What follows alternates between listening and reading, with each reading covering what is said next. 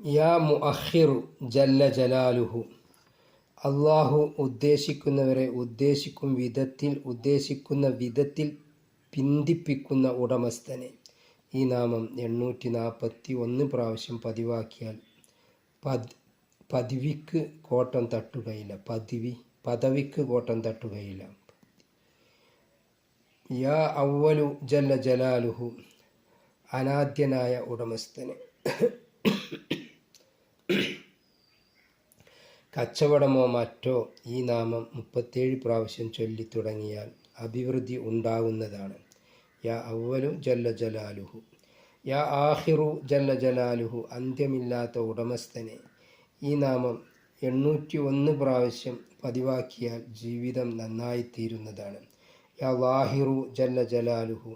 പ്രത്യക്ഷനായ ഉടമസ്ഥനെ. ഈ നാമം 1106 പ്രാവശ്യം പതിവായി ചൊല്ലിയാൽ നമ്മുടെ അകവും പുറവും നന്നായിത്തീരുന്നതാണ്. യാ ബാത്തിനു ജല്ല ജലാലുഹു. ഈ ലോകത്ത് വെച്ച് അടിമകളിൽ നിന്ന് മറഞ്ഞ പരോക്ഷനായ ഉടമസ്ഥനെ.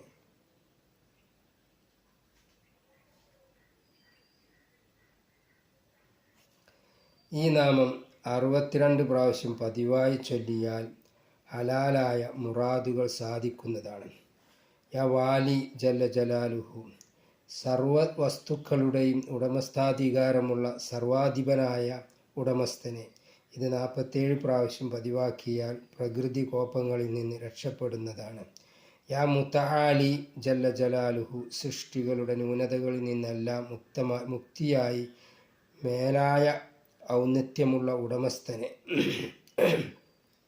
ഇത് 481 പ്രാവശ്യം പതിവാക്കിയാൽ എല്ലാ കാര്യങ്ങളിലും ഔന്നത്യമുണ്ടാവുന്നതാണ്.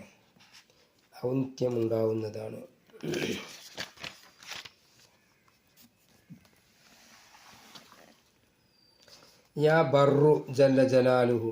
അടിമകൾക്ക് ഗുണം ചെയ്യുന്ന ഉടമസ്ഥനെ. ഈ നാമം 202 പ്രാവശ്യം പതിവായി ചൊല്ലിയാൽ ജീവിത വൈഷമ്യങ്ങളിൽ നിന്നും തെറ്റുകളിൽ നിന്നും മോചനം ലഭിക്കുന്നതാണ്. യാ തവ്വാബു ജല്ല ജലാലുഹു. അടിമകളുടെ പശ്ചാത്താപം സ്വീകരിക്കുന്ന ഉടമസ്ഥനെ. ഈ നാമം 409 പ്രാവശ്യം ചൊല്ലി പശ്ചാത്തപിച്ചാൽ അള്ളാഹു അത് സ്വീകരിക്കുന്നതാണ്. യാ മുൻതഖിമു ജല്ല ജലാലുഹു. ധിക്കാരികളോട് കോപിക്കുന്ന ഉടമസ്ഥനെ.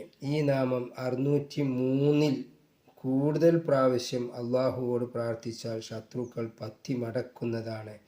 യാ അഫുവു ജല്ല ജലാലുഹു. കുറ്റവാളികൾക്ക് മാപ്പ് തരുന്ന ഉടമസ്ഥനെ.